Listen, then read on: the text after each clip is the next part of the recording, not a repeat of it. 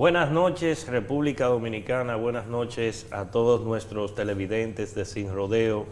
Este viernes que como siempre nosotros tratamos temas económicos, financieros y también hablamos de otros temas, pero casi siempre desembocan en temas económicos, como es la especialidad de este día, el último día de la semana de este equipo de programación de Sin Rodeo.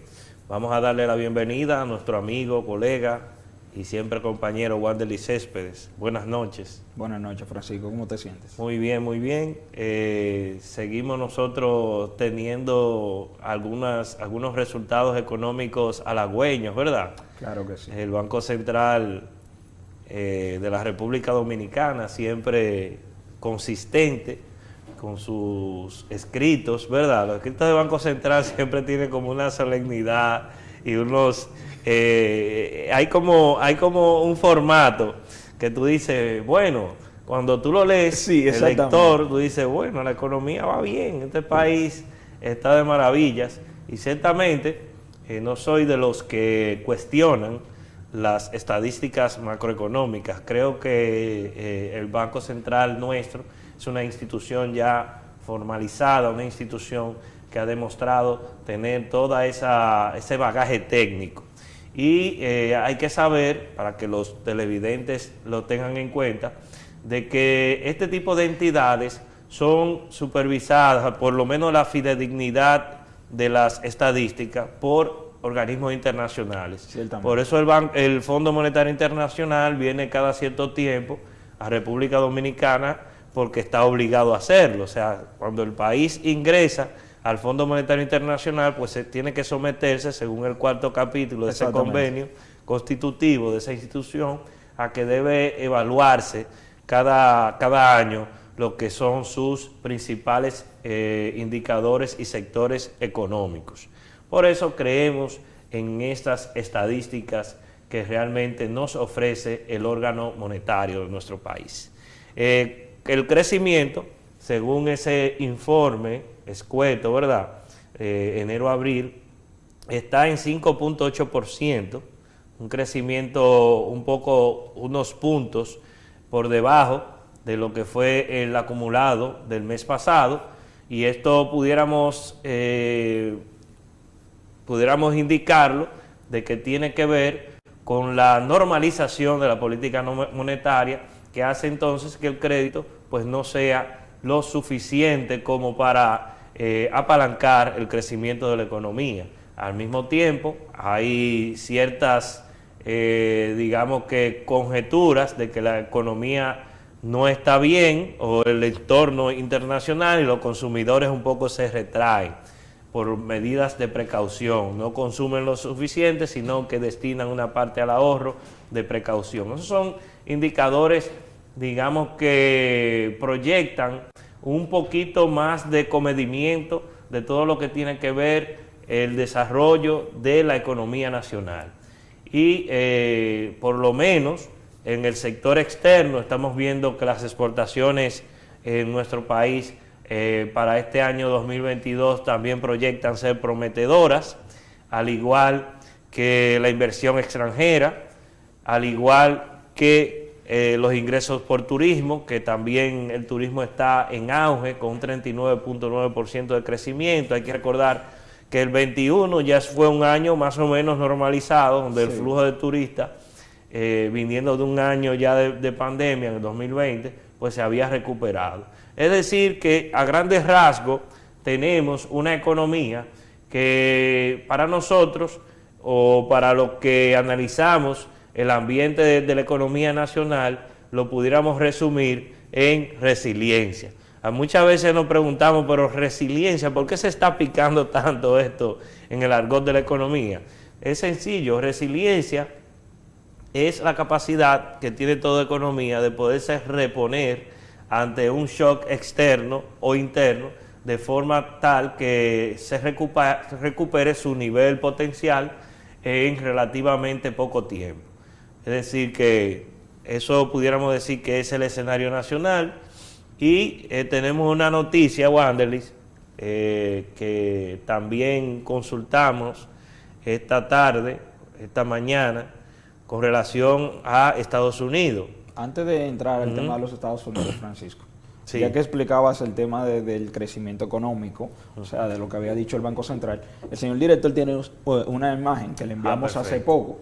Esta imagen habla acerca del indicador del INMAE, que es el indicador de actividad económica, y que este es, como dice Francisco, ya hemos dicho en programas anteriores, es una especie de proyección de cómo terminaría nuestra economía al final del tiempo, basándonos en las actividades económicas.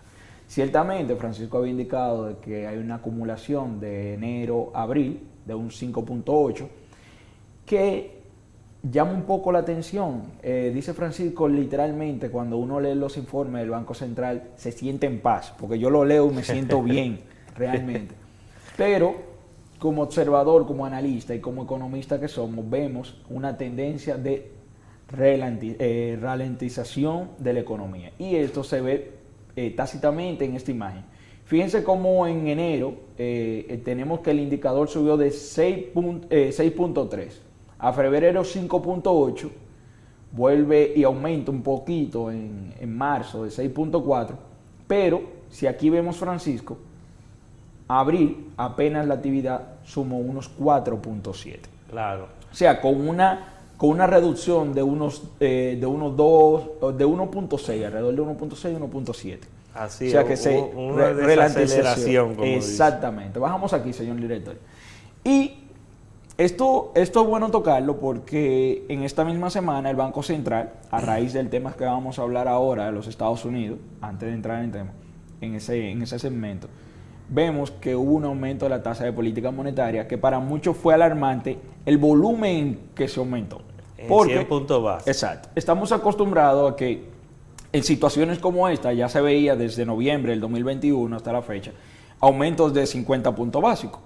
Pero sabemos que la misión del Fondo Monetario Internacional, cuando estuvo aquí el mes pasado, habló de que se tenían que tomar medidas a frenar la inflación.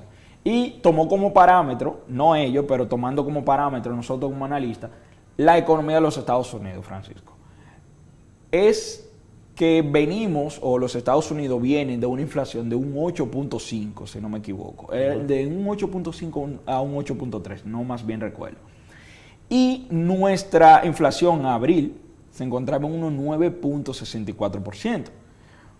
¿Qué hizo el Fondo Monetario Internacional en su misión? Indicó de que el panorama era complejo, era un panorama complejo, y que se avecina huracanes, como dice el presidente de JP Morgan, que lo leí esta mañana, que era un panorama muy complejo y que se avecina un huracán y que es necesario de lo que los inversores y la persona estén expertos a cuáles van a ser las movidas que van a haber. Ciertamente esto beneficia a cierto tipo de sector y otros sectores no, porque decimos que no todo en economía ni es muy bueno ni tampoco es muy malo. Para una parte se van a ver beneficiadas las personas que tengan ahorros, digamos, en cierto sentido, porque la tasa de política monetaria empuja a una leve tasa en un aumento en los ahorros, en los bonos que vayan a adquirir, claramente lo que se vayan a realizar luego de este aumento, porque ya lo que tienen, lo que ya están no van a sufrir ese aumento, sino lo que ya vienen ahora.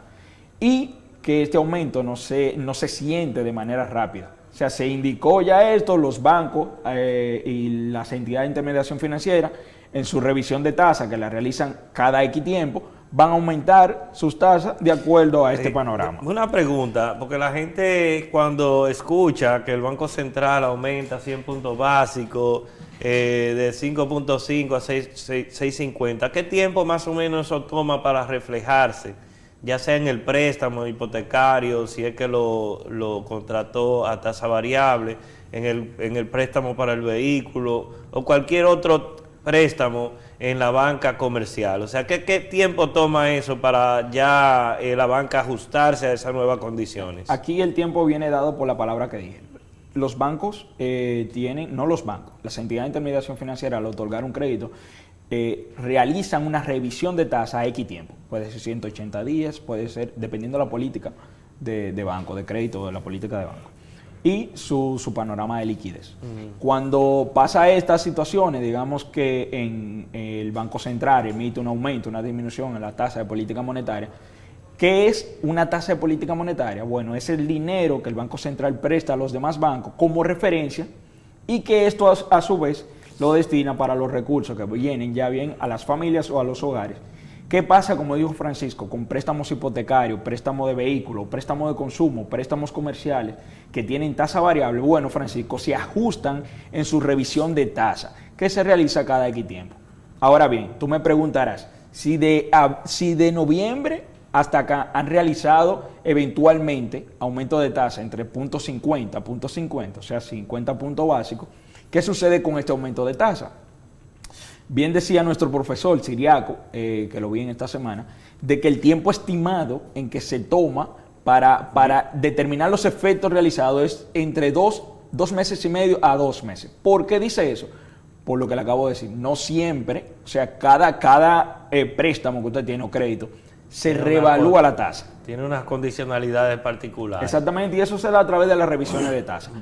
Y ahí quería verlo porque queríamos ver cómo se está desenvolviendo ahora el IMAE. Ciertamente, la misión del Fondo Monetario Internacional indicó de que se tienen que hacer aumentos y reajustar la tasa de política monetaria a la realidad para la contención de choques externos. Ahora bien, desde inicios, Francisco, hemos visto de que la tasa de política monetaria se viene ajustando, pero se viene ajustando, y es bueno indicarlo, para equilibrar aquello que aquí sí podemos defender, que es, digamos que aquella solvencia o esa liquidez de mercado que cuando se inició la pandemia tuvimos nosotros cuando colocamos dinero para entregarlo a las empresas y a las familias, que fue alrededor de un 5% del PIB, si no me equivoco, que fue unos 215.000 millones, ¿cierto? Alrededor de unos 215.000 millones, que sí son factores que podemos controlar, apoyado en una política fiscal expansiva, o sea, de subsidio y de que sí pueda ayudar a los productores y demás. Ahora viene la otra cara de la moneda, que es lo que vemos, siempre dicen e indican, cuando se eleva la tasa de política monetaria se ve afectado bastante nuestro bolsillo, pero hay que entender algo, es que estamos viviendo una inflación que viene de choques de ofertas externas, o sea, no es algo que podamos controlar de manera interna, que a pesar de que el aumento de la tasa de política monetaria venga a controlar la inflación de manera interna, muchos de estos factores se deben a choques de oferta de manera externa. La guerra de Rusia con Ucrania, gran parte de ello que se inició en febrero de este año, la cadena de suministro, la paralización también en los puertos de China, los principales puertos, y nuevas variantes de COVID, que siguen aún incrementando ese escenario. El COVID todavía. El COVID todavía. Que sigue, que cuando uno habla, bueno, que el COVID, todavía siguen teniendo efecto en la economía.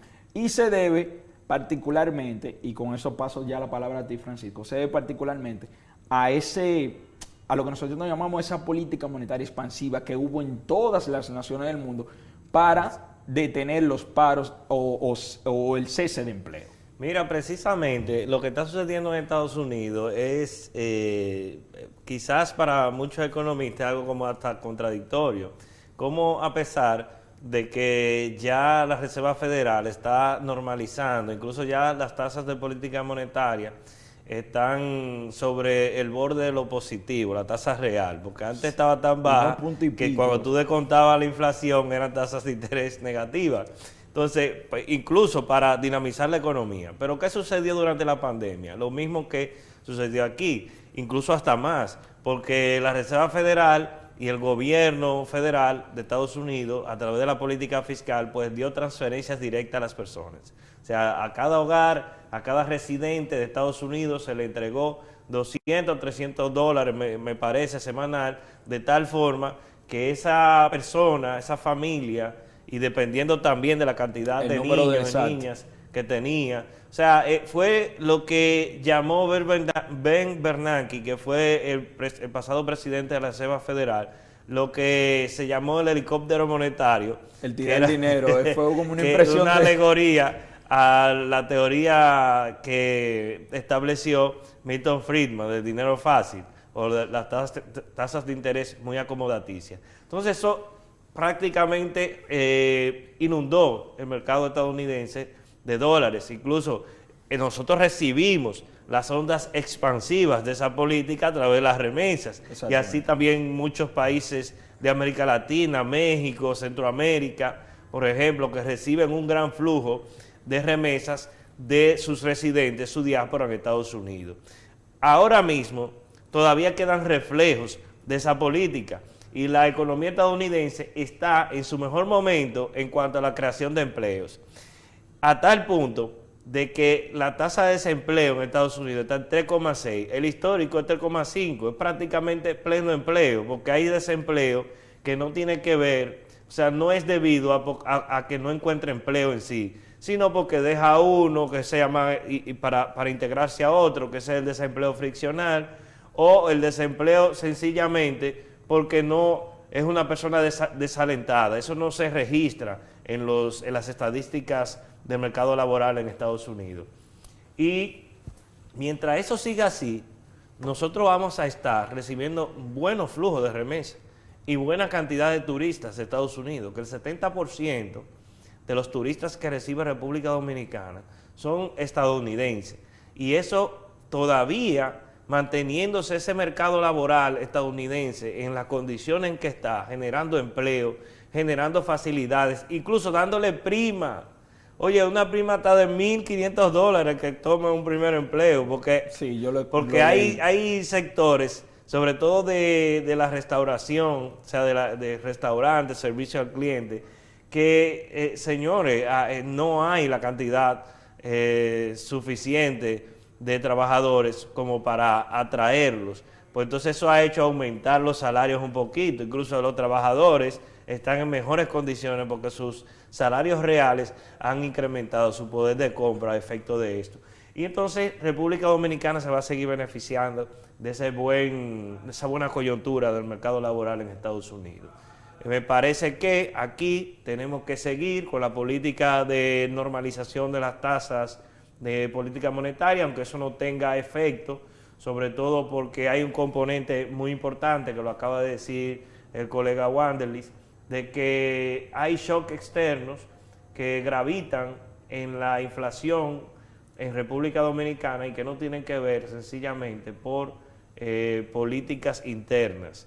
Pero esto deprime un poco el apetito del consumidor dominicano y hace por lo menos que la tasa de interés pueda mantenerse o bajar un poquito más. Eso es lo que yo creo. Vamos a ir a nuestra primera pausa y cuando regresemos continuamos con más de Sin Rodeos este viernes.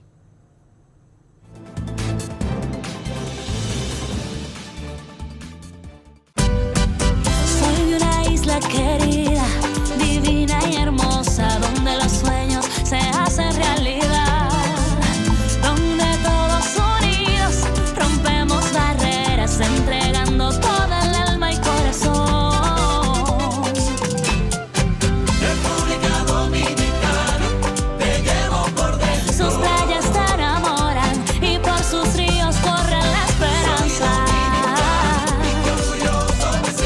Somos un mar lleno de fe, somos sonrisa en cada amanecer. Te llevo en mi pecho. Un paraíso sin igual y el que viene va a querer volver. Ser esta tierra es lo más grande para mí. El esfuerzo de todo un pueblo hoy se ve reconocido. País número 1 en la recuperación del turismo. Nos aprobaron una línea de crédito de 120 millones para la pignoración de la leche UHT de producción nacional. Fuimos favorecidos con un préstamo tasa cero para instalar un proyecto fotovoltaico de 857 kilowatts que nos permitirá producir el 75% de nuestro consumo de la pasteurizadora Sura con energía renovable. Agradecemos infinitamente que usted haya aprobado los 700 millones de pesos, de los cuales 270 millones de pesos están en el Conaleche, con el objetivo expreso de que cada ganadero pueda cultivar sus pastos, 50 tareas gratis y un novedoso programa de lo que es la inseminación artificial para mejorar las razas lecheras. En INAPA estamos cambiando. Hemos iniciado el Plan Nacional de Rescate de nuestras instalaciones en todo el país.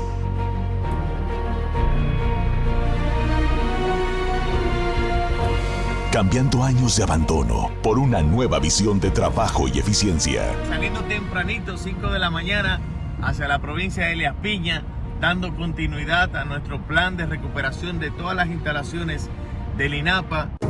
Nuestra misión, llevar agua de calidad y continua a todos los dominicanos. El presidente Luis Abinader lo prometió. Ya en el barrio Vietnam de Monteplata se puede lavar cómodo sin cargar agua, gracias a la nueva gestión de INAPA. Yo soy de la Guásima de Villatapia. Tenían aproximadamente 10 años que no nos llegaba el agua. La nueva INAPA, gerencia que hará la diferencia. Gobierno de la República Dominicana.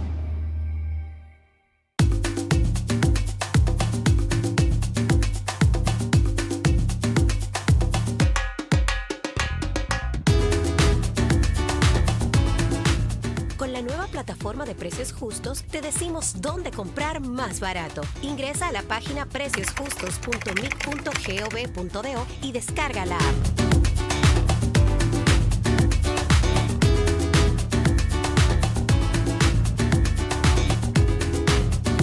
Ministerio de Industria, Comercio y MIPYMES.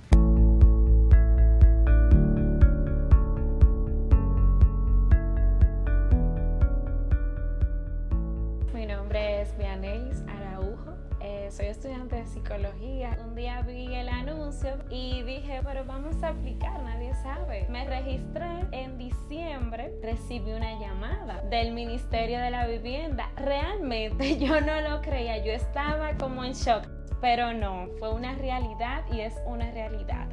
Esto nos tiene muy emocionados. Gracias al señor presidente por esta oportunidad que nos brinda, bien, porque sabemos que proyectos privados están muy elevados, muy caros, y personas como nosotros que no tenemos recursos suficientes como para adquirir una vivienda, esto en verdad nos ha sido de una gran ayuda y una gran bendición.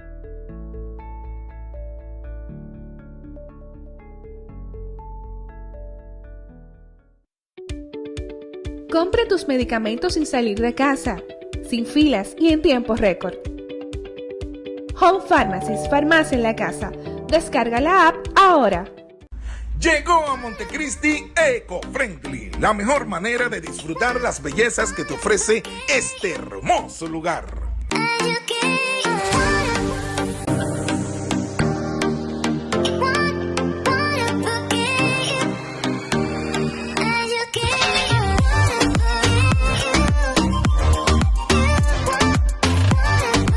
EcoFriendly te ofrece atracciones terrestres y acuáticas, patinetas eléctricas, motocicletas eléctricas, bicicletas, carritos de golf, banana boats, pedalones, kayaks, tours en lanchas rápidas, tours a los manglares y mucho, mucho más. Te esperamos en la playa Juan de Bolaños, en el malecón de Montecristi, justo al lado del gift shop Los Siete Cayos.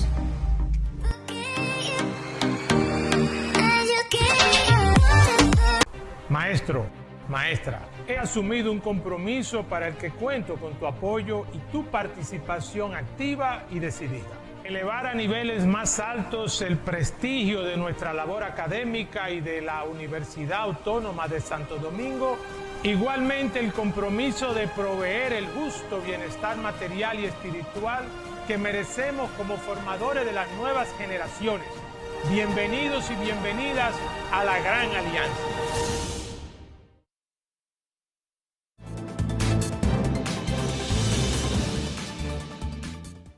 Bueno, en la pausa estábamos hablando del tema de cómo Estados Unidos ha estado, digamos, con un mercado laboral floreciente, un mercado laboral dinámico. Y tenemos que también el escenario internacional está un poco complicado. Digamos que hay ciertos shocks externos, como por ejemplo el aumento de los precios de los insumos alimenticios, que está dando pie, Wanderly, a que se esté pensando en que posiblemente aquí haya una crisis alimentaria. Y esto es problemático porque hay países que, aunque tengamos fuentes de cómo generar alimentos, como es el caso de República Dominicana, no en todos los países se da esta condición. Hay países, por ejemplo, de África que tienen problemas de acceso al agua, hay sequías, hay todas esas situaciones que hacen que peligre incluso la posibilidad de que esas poblaciones puedan alimentarse. Pero también está el tema del petróleo. El petróleo la semana pasada estaba en $115, sí, más o menos 110, 113. Esa fue la tendencia. Pero sucedió que ya ayer, me parece, o el miércoles, dio un salto importante. De 15 pasó a $121. Entonces eso inmediatamente afecta a los países importadores netos de petróleo, incluido a la República Dominicana. Aún así, los países productores de petróleo se ven afectados porque ellos tienen que importar alimentos. Exactamente. O sea, que la gente cree que no, que Venezuela, que Irán, que Arabia Saudita, que esa gente, claro, ellos van a recibir un gran flujo de dólares por la venta de su petróleo. Ahora bien, cuando ellos importen, también van a importar esa inflación. ¿De qué? De los alimentos. Y muchos de esos países no producen esos alimentos. Porque ¿qué tiene Arabia Saudita? Arabia Saudita es un desierto. Totalmente. Arabia Saudita lo único que tiene es petróleo. Y ellos han entendido que el petróleo en algún momento se va a acabar. Y entonces están diversificando, haciendo fondos soberanos, invirtiendo en las finanzas internacionales, invirtiendo en activos internacionales, hasta equipos de fútbol tienen. Paris Saint-Germain, por ejemplo, es una inversión catarí, y eso es el Fondo Soberano de Qatar. Pero bueno, leí en un artículo de la BBC que los países exportadores de petróleo organizados en la OPEP, que es ese cártel, ¿verdad?, sí, que incide en los precios internacional del petróleo, pues están pensando aumentar en un 50% su producción. Entonces, ¿qué implicaría eso?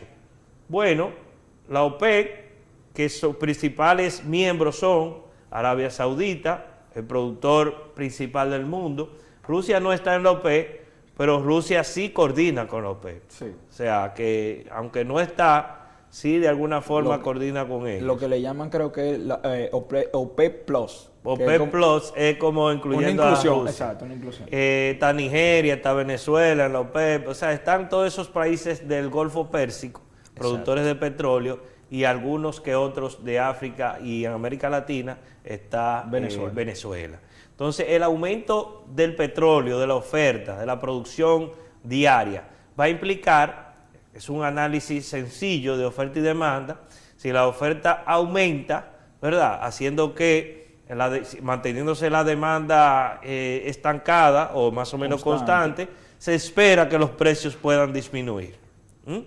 Y eso representaría un alivio para países como la República Dominicana. Pero no podemos esperar tampoco que la banda de precios sea considerablemente a la baja. Exacto. O sea, ellos, la OPEP lo van a mantener por encima de 100, porque es lo que les conviene. ¿Entiendes? Naturalmente, claro. Entonces, ellos deben mantener un precio que sea atractivo, que sobrepase sobre todo los costos de extracción de ese petróleo y le generen un margen considerable. Pero por esa vía, yo creo que el mundo puede esperar, la población mundial puede esperar una reducción de algunos puntos de dólares por esta situación. Y yo creo que lo están haciendo también porque esos países, a pesar de que son productores de petróleo, importan alimentos. Y esos alimentos, ¿cómo están? Los fertilizantes y todo eso, están caros. Yo creo que a eso se debe la unión, o el OPEC Plus, prácticamente. Porque ciertamente, de lo que venimos hablando, este aumento del petróleo ha hecho que se encarezca la matriz de energía. Y la matriz de energía, como dice Francisco, también ha llevado que la operación de la logística de distribución del petróleo importe consigo lo mismo que lleva, o sea, lo mismo que exporta como inflación a otras partes, porque importa consumos, alimentos y materia prima que son muy necesarias para ellos. Y claro, hablamos de ciertos países, hay otros países que están dentro de la OPEP que tienen cierta soberanía alimentaria, cierta, porque no toda, o sea, no producen todo lo que está, pero importan consigo gran parte de esa inflación. ¿A qué se debe ese motor de inflación que sigue siendo? Y yo creo que lo podemos poner fácil, Francisco. Hablamos de que aquí el problema es la oferta. O sea, ya Francisco dijo que se va a aumentar, de acuerdo a eso, se va a aumentar la producción en un 50%, buscando de que el precio baje siempre y cuando se mantenga la demás constante. ¿Qué quiere decir eso? Que si seguimos demandando la misma cantidad, entonces se tendería a cierto tipo a la baja, porque la semana pasada cerramos, creo que fue el jueves pasado, hablábamos de que la tendencia se mantenía en $110. Sin embargo, ya para esta semana, el miércoles, estaba en 116, de 116 pasó a 121. O sea que estamos viendo de que se sigue empeorando la situación a nivel internacional del aumento de una materia prima, que viene siendo el petróleo, que encarece también los productos de primera necesidad y demás. Y ahí le sumamos lo que viene siendo Francisco, los fertilizantes, el trigo, el sorgo. O sea, las demás materias primas que se utilizan como consumo, como alimento de ciertos consumos, como lo que es el cerdo, digamos que la parte agropecuaria de esto que importan gran parte de esos países, que lo importan y en mayor cantidad, Francisco. Que estos países que no tienen esa soberanía alimentaria y que también no tienen esa gran producción agrícola, como decía Francisco, que invierten en otros países y que tienen fondos soberanos en otros países que se aprovechan de esto, entonces está importando inflación a su país. Que diríamos, bueno, es un país productor de petróleo, pero también se ve afectado por la otra parte. Siempre en economía siempre hay dos caras, nunca todo es lo bastante sencillo. Y a raíz de esto que dice Francisco, hay algo preocupante. Es la primera vez que después de lo ocurrido, vemos que las sanciones provocadas a Rusia, cuando ocurrió la intervención de Rusia a Ucrania, se dio a la tarea de que cayeron por default. Esto quiere decir que este país incumplió su pago con unos bonos, Francisco, que creo que vencían al mes de abril, al 2 o 4 de abril. Hubo un problemita, y es que ustedes saben que a Rusia se le prohibió el uso de transacciones de monedas occidentales, digamos dólares, euros, la moneda japonesa, la libra esterlina, por ejemplo, que es otra moneda de un país poderoso, que es una divisa internacional, o sea, sirve para el comercio internacional. Entonces, al prohibírsele esto, pues imagínense ustedes, de manera involuntaria, sin quererlo, Rusia entonces cae en default. ¿Qué implica eso? Para que la gente entienda, caer en default o en impago de la deuda a nivel internacional es como cuando usted incumple un préstamo aquí en República Dominicana, por ejemplo, si lo trasladamos a un aspecto muy individual o micro. Cuando el país no paga, significa que eso prende las alarmas. O sea, ya las otras entidades o inversionistas extranjeros que compran bonos de deuda de ese país o las entidades bancarias internacionales que le podrían conceder un préstamo, no lo harían en esta ocasión porque saben que ya se ha degradado el perfil de crédito de ese país y se le hace más difícil entonces adquirir recursos frescos para la inversión o para cualquier otro proyecto de interés para Rusia, por ejemplo, que es el país que está siendo afectado con esta medida. Entonces, implica que las tasas de interés para ese país, al degradarse el perfil de crédito o lo que llaman el riesgo país o el perfil o lo que llaman la calificadora de riesgo, ¿cómo es? Ellos lo utilizan como nomenclatura, o sea, el perfil de riesgo, de B más, W. O sea, se degrada el perfil de riesgo. Exacto. Entonces ya para Rusia sería más caro poder adquirir un mismo préstamo en condiciones antes del default y después del default. Después del default sería más caro porque le aplicarían una tasa de interés que incorporaría una prima de riesgo, ¿verdad? Que es como la posibilidad que tiene ese agente financiero de que no se le pague porque Rusia tiene una condición, por ejemplo, muy particular. Entonces, eso trae más problemas y más, digamos que, constreñimiento a la economía internacional, porque se trata de una medida, no fue porque quizás Rusia ha querido no pagar. No. Incluso Rusia está obligando a los países que no son cooperadores y que reciben el gas o el petróleo ruso a que puedan pagarle en rublo. Esto para que su moneda no se desplome y ellos no tengan esa inflación, o sea, por efecto de la devaluación monetaria. Entonces me parece una buena medida de parte de Rusia de hacer por lo menos que las grandes exportaciones que tiene ese país hacia los países de Europa no cooperantes pues puedan hacerse en rublo. O sea, ellos pueden seguir pagando en euros, pero tendrían que hacer el cambio a rublo para que esta moneda pues permanezca fortalecida y por lo menos en materia de lo que es estabilidad financiera interna, pues esté todo por lo menos bajo control.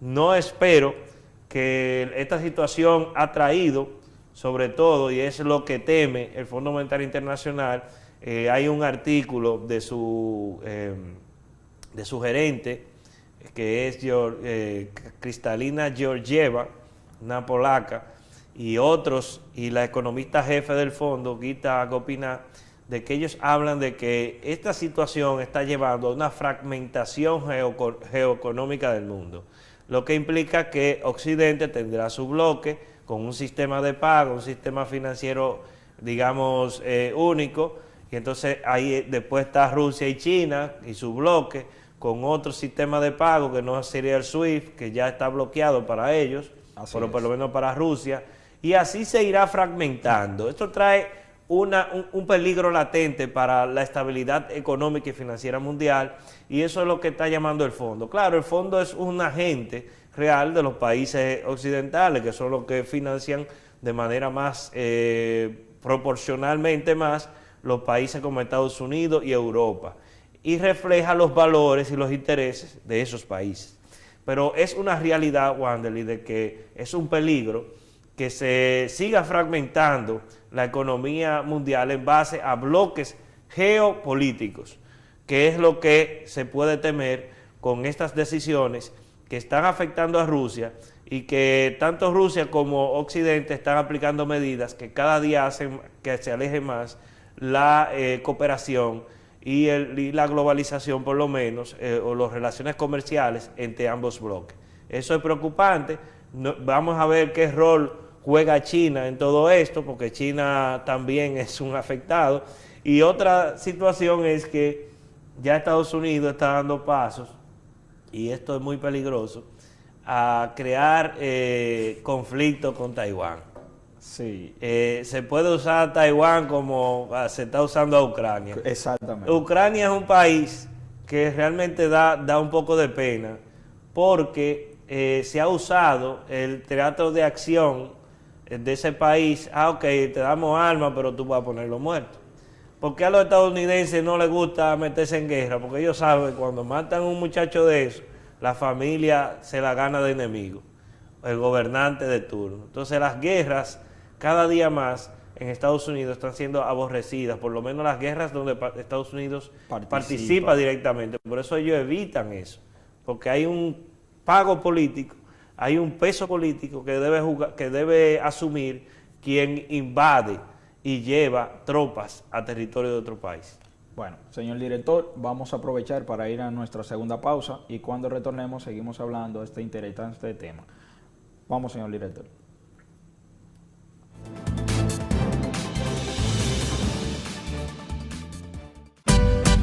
Soy de una isla querida, divina y hermosa, donde los sueños se hacen realidad, donde todos unidos rompemos barreras, entregando toda el alma y corazón. República Dominicana, te llevo por dentro. Sus playas te enamoran y por sus ríos corre la esperanza. Somos un mar lleno de fe.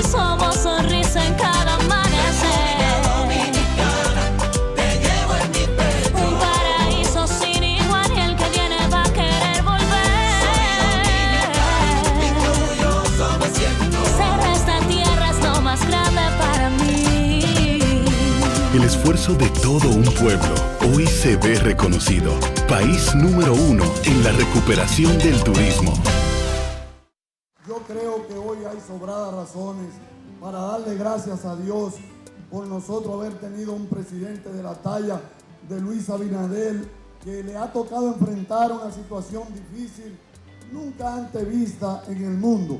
Sin embargo, dentro de todas esas cosas, ha tenido presente a nuestro sector agropecuario, un sector tan frágil, tan importante y tan determinante como somos todos y cada uno de nosotros. Y nos dio una mano en un momento determinante donde nos estábamos ahogando con una pandemia tan grande, todo difícil.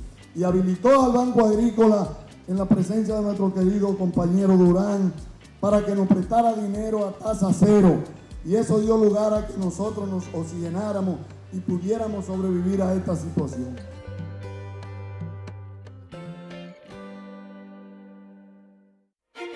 En INAPA estamos cambiando.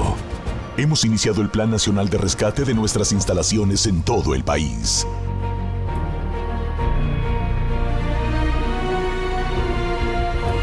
Cambiando años de abandono por una nueva visión de trabajo y eficiencia. Saliendo tempranito, 5 de la mañana, hacia la provincia de Elías Piña, dando continuidad a nuestro plan de recuperación de todas las instalaciones del INAPA. Nuestra misión, llevar agua de calidad y continua a todos los dominicanos. El presidente Luis Abinader lo prometió. Ya en el barrio Vietnam de Monteplata se puede lavar cómodo sin cargar agua, gracias a la nueva gestión de INAPA. Yo soy de la Guásima de Villatapia. Tenían aproximadamente 10 años que no nos llegaba el agua. La nueva INAPA, gerencia que hará la diferencia. Gobierno de la República Dominicana.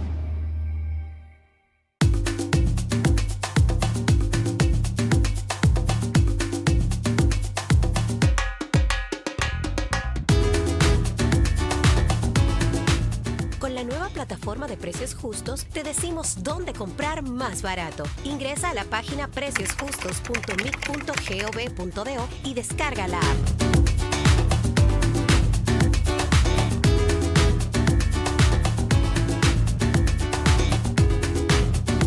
Ministerio de Industria, Comercio y MIPYMES. En el Ministerio de Vivienda y Edificaciones estamos construyendo un mejor futuro. Hemos intervenido más de 19,000 viviendas, mejorando la calidad de vida de más de 65,000 dominicanos. Iniciamos la construcción de 7,544 unidades habitacionales. Construimos y mejoramos edificaciones para la salud de los dominicanos. Hoy estamos trabajando en 23 proyectos hospitalarios para que los dominicanos tengan más acceso a salud de calidad. Seguimos construyendo un mejor futuro. Compra tus medicamentos sin salir de casa, sin filas y en tiempo récord. Home Pharmacies, farmacia en la casa. Descarga la app ahora. Llegó a Montecristi Eco Friendly, la mejor manera de disfrutar las bellezas que te ofrece este hermoso lugar.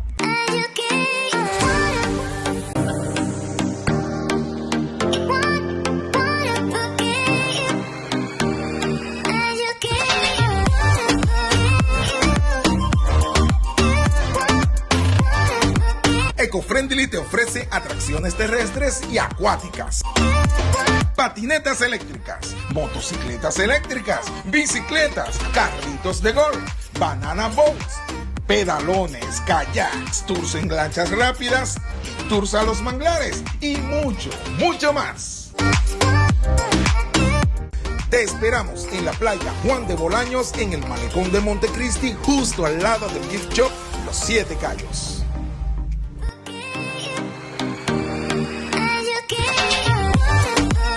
Maestro, maestra, he asumido un compromiso para el que cuento con tu apoyo y tu participación activa y decidida. Elevar a niveles más altos el prestigio de nuestra labor académica y de la Universidad Autónoma de Santo Domingo. Igualmente el compromiso de proveer el justo bienestar material y espiritual que merecemos como formadores de las nuevas generaciones. Bienvenidos y bienvenidas a la Gran Alianza.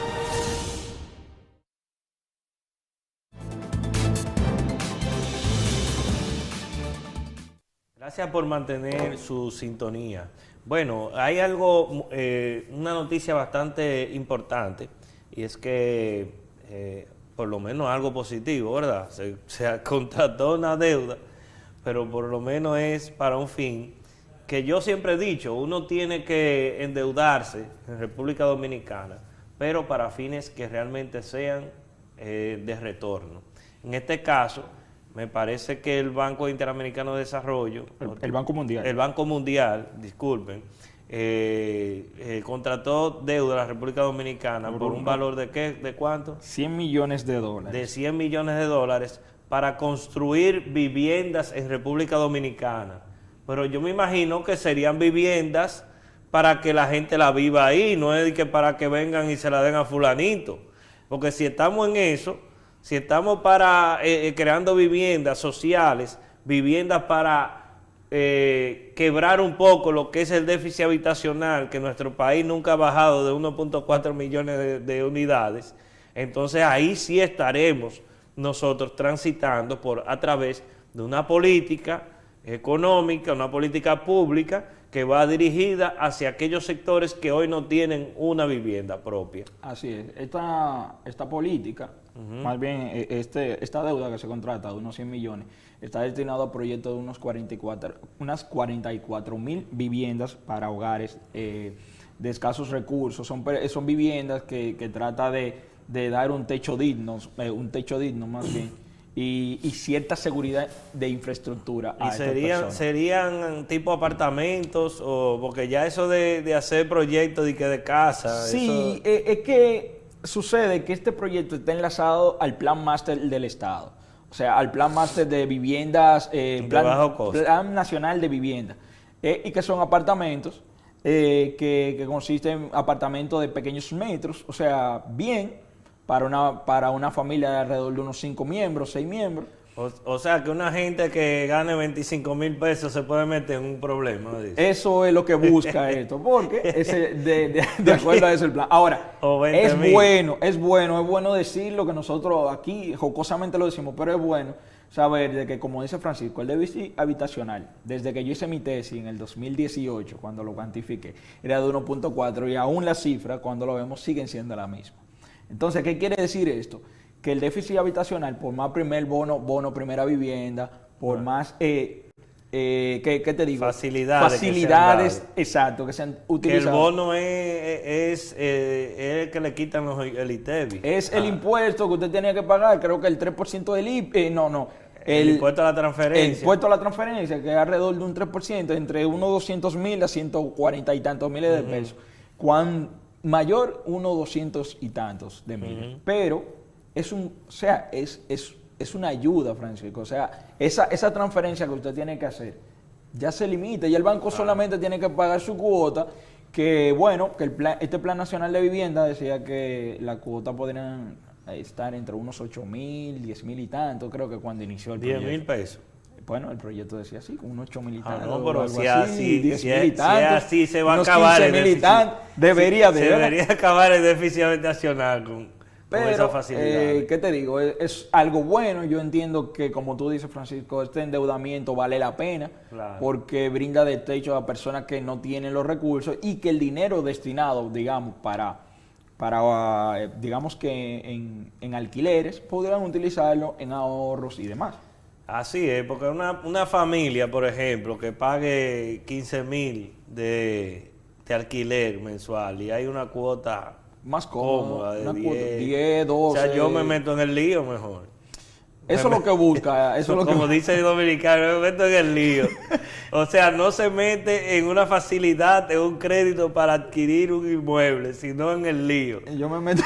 Yo me voy a meter en el lío, después que esté metido en el lío, yo busco los cuartos donde sea. ¿Por qué será eso? O sea, que el mismo lío impulsa al individuo a buscársela como sea. Yo creo que lo que pasa es que nosotros, en buen dominicano, decimos, yo me voy a meter en el lío, después yo resuelvo. Yo voy a hacer esto, después yo resuelvo.